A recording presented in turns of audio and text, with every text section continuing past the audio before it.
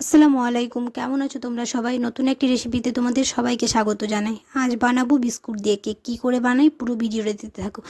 জন্মদিন হোক বা খেতে ইচ্ছে হলে আর দোকান থেকে কিনে খাওয়ার প্রয়োজন নেই, খুব সহজেই বাড়িতে এভাবে বানিয়ে ফেলতে পারবে তোমরা। আর বেশি কিছু লাগবে না। কি কি লাগবে চলো ভিডিওটা এবার শুরু করি।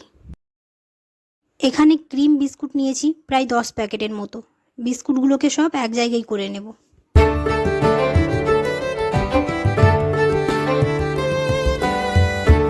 এবার ক্রিম সহ বিস্কুটগুলো সব গুঁড়ো করে নেব। বিস্কুটগুলো সব গুঁড়ো করা হয়ে গেছে। এবার একটা বাটি নিয়েছি, তার মধ্যে এখন গুঁড়ো বিস্কুটগুলো দিয়ে দিলাম। এবার একটু একটু করে দুধ দিয়ে ভালো করে মিক্স করতে থাকবো। দুধটা একেবারে দিয়ে দিব না, একটু একটু করে দিব আর মিক্স করতে থাকবো।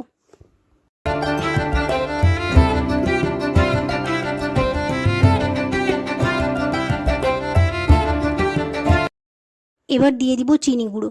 চিনি গুঁড়োটা কমই দিব, যেহেতু আমরা বেশি মিষ্টি খাই না আর এই বিস্কুটগুলো তো মিষ্টি থাকে।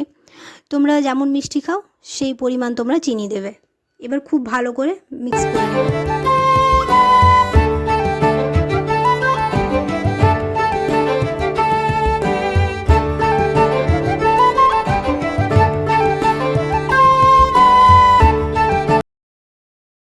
খুব ভালোভাবে মিক্স করা হয়ে গেছে। এবার এর মধ্যে দিয়ে দিব হচ্ছে ভ্যানিলা এসেন্স, দিয়ে আবার মিক্স করে নেব ভালো করে। এবার দিয়ে দিব হচ্ছে ইনো, দিয়ে খুব ভালো করে মিক্স করে নেব। ব্যাস আমাদের তৈরি হয়ে গেল ব্যাটারটা। এবার যে পাত্রে কেকটা বানাবো সেই পাত্রে এবার তেল ব্রাশ করে দেব। তেল ব্রাশ করে তার উপর দিয়ে দিব হচ্ছে বাটার পেপার।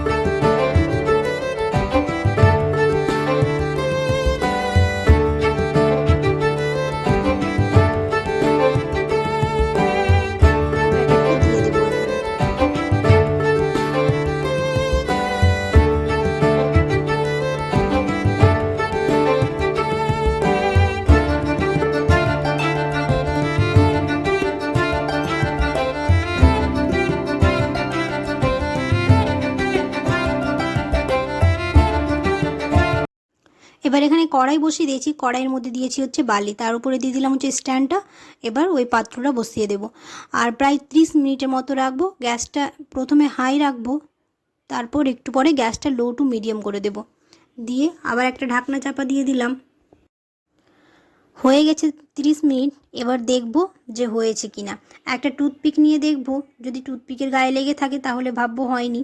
তো দেখো খুব সুন্দরভাবে হয়ে গেছে, টুথপিকের গায়ে কিছু লেগে নেই। এবার কেকটা বার করে নেব।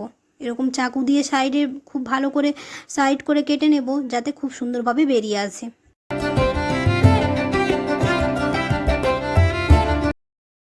আর দেখো হয়ে গেল তৈরি আমাদের কেক, কোনো ঝামেলা ছাড়াই। তোমরা অবশ্যই বাড়িতে একবার এরকম করে ট্রাই করতে পারো, জন্মদিনের জন্য হোক বা খাওয়ার ইচ্ছে হলে। তো চলো তাহলে ভিডিওটাও আজ এখানেই শেষ করছি। কেমন হয়েছে রেসিপিটা অবশ্যই কমেন্টে জানিও, আর ভিডিওটা একটা লাইক করে দিও। দেখা হবে খুব শিগগিরই পরের একটি নতুন রেসিপিতে। সবাই খুব ভালো থাকবে, সুস্থ থাকবে, সাবধানে থাকবে। আল্লাহ হাফেজ। আর দেখতেই পাচ্ছ কতটা নরম হয়েছে, আর খেতেও খুব ভালো হয়েছিল।